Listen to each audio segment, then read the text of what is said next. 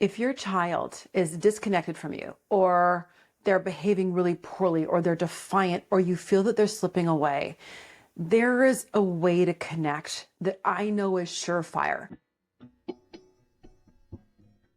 There are so many of us now that have children who maybe respond with eye rolls or shrugs or arguments. Sometimes they are completely disconnected in your own home, and it's exhausting because nothing seems to break through, and maybe you feel invisible in your own home. And if you feel that you're failing, I want to tell you this. The solution to all of this is that you get on your child's turf. What do I mean by that? I mean that you get on their turf, for example, with what do they want to do? So do you want to go for a bike ride? Do you want to go to the mall? Do you want to just watch a show? Doing things together and asking that question is number one to get on their turf. Go just spend time with them. You don't have to ask anything deep. It's just that time together. So what do they want to do? But then where do they want to be? Kids want you to take initiative. So what does that mean?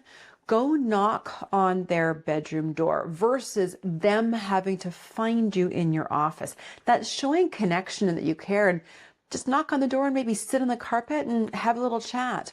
Or go to their baseball games and football games and dance classes and be there with them in their space. Because with that pursuit, we show our kids that they matter.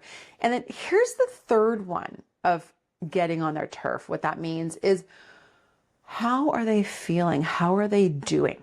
So what I mean by this is actually truly understanding the experience that they are going through. One thing right now that's huge in our culture and we know around the world is anxiety. So let me use that as an example. Debilitating anxiety. I don't understand anxiety myself. I've never had it. It was not in my upbringing, which is, I've been told, pretty amazing. I actually had to learn the feelings that are not rational of anxiety.